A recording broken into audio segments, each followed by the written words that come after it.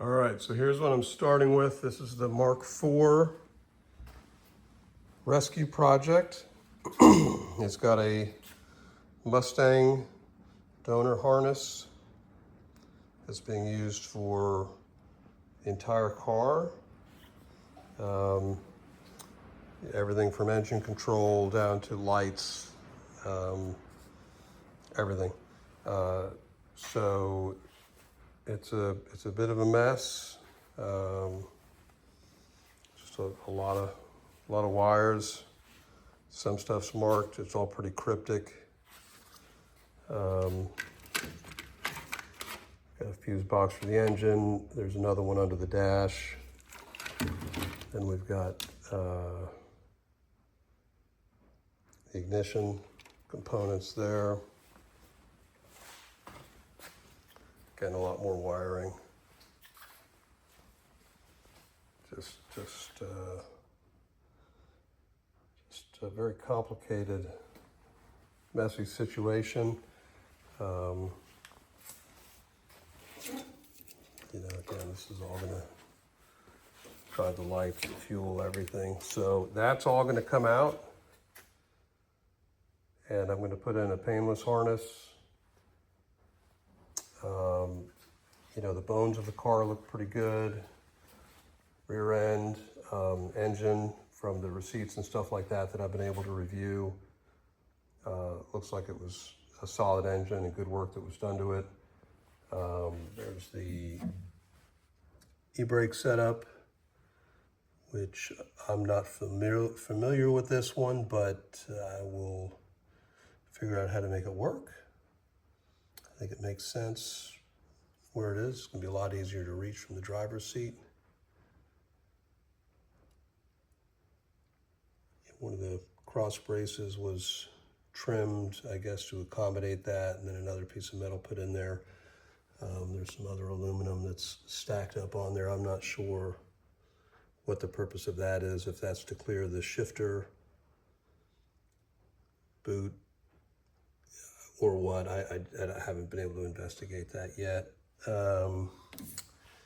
Prior owner was going to do kind of a split dash with a wood feature down the middle, and then to the console I'm going to go with more of a traditional dash, so that I'll end up taking out probably a lot of these supports. They won't be necessary. If they end up in the right place and they keep the dash sturdy, then they may live on.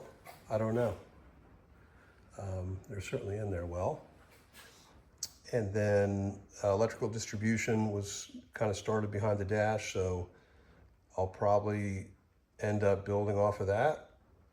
It looks like some tidy work and things are in there pretty good. It's got a standoff between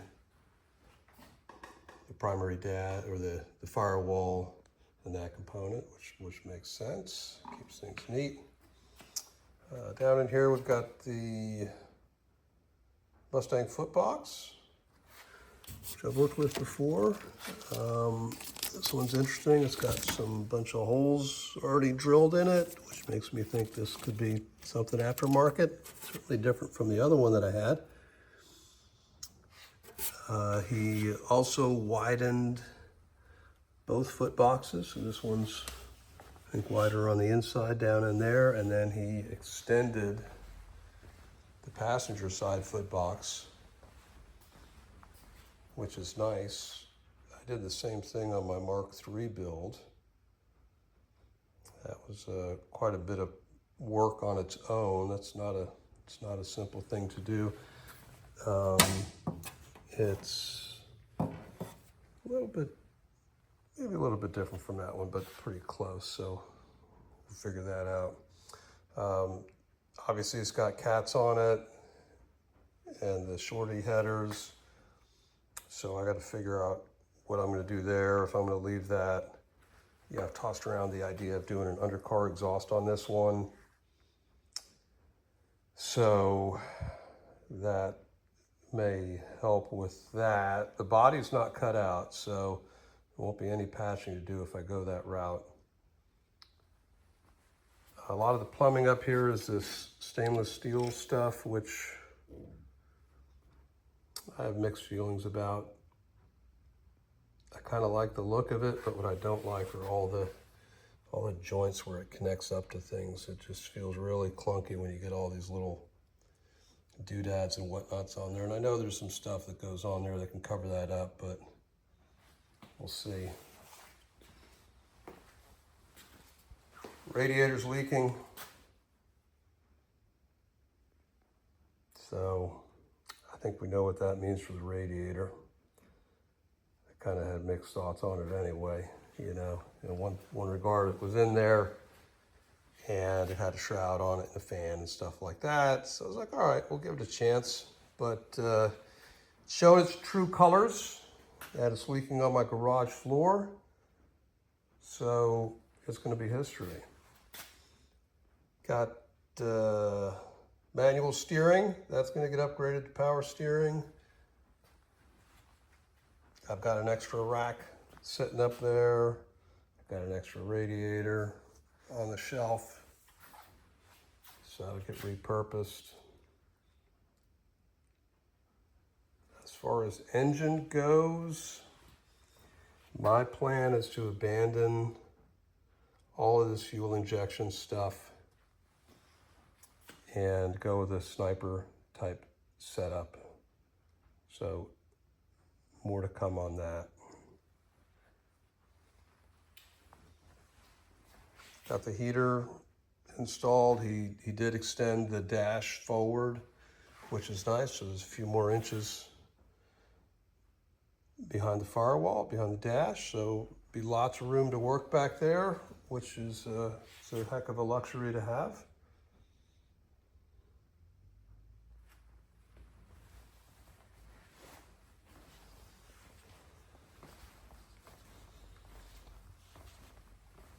What else?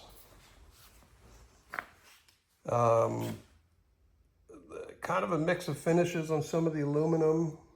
I will probably mask a lot of that off, and I think I'm going to do Raptor where I can on the external aluminum. On some bits that get a lot of wear or attention, or where Raptor's not appropriate, I'll go ahead and powder coat that stuff. But I'm trying to keep my powder coat bill down. It seems like every time I go to get that work done, it just gets more and more expensive, to the point where it's kind of bordering unreasonable. And I like the Raptor. I like the way it looks. I like the way it lays down. So I'll probably do that where I can. On the inside, I am planning to do lizard skin again. Worked well on the other build, and I'll probably do the same thing in here. Just get everything kind of stripped out, seal it up real good, then do the lizard skin. It's got a single roll bar. On the last build, I did the dual roll bar. I kind of like that. I may do the dual roll bar again. They've got a kit that'll fit this car, so I may go that route. I put the third brake light up there on the last build. That may or may not happen again. That was a lot of work to get that stuff in place. On the other hand, I think it does add a lot from a safety perspective to the car. You got the Mustang filler. I have no idea what gasket I've got on there, so I'll probably just upgrade that to the higher quality Ford unit, even though that's probably what it has, but if it does, it's probably ancient.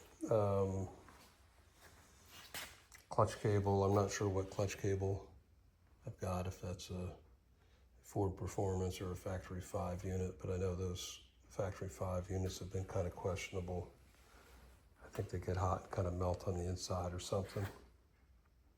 So if I can't figure out what that is, I'll end up swapping that out. Front brakes, some, let's see, it's Mustang Cobra brakes that you see pretty often. Got some drilled and slotted rotors on there. The rear brakes, I'm not sure what exactly they are. They look a little bit different from some of the other ones I've seen. Certainly not what I've had on any of my other builds, but we'll figure it out. So that's it for the examination of what's under the car, or under the body anyway. Kind of a nasty, ugly looking alternator there.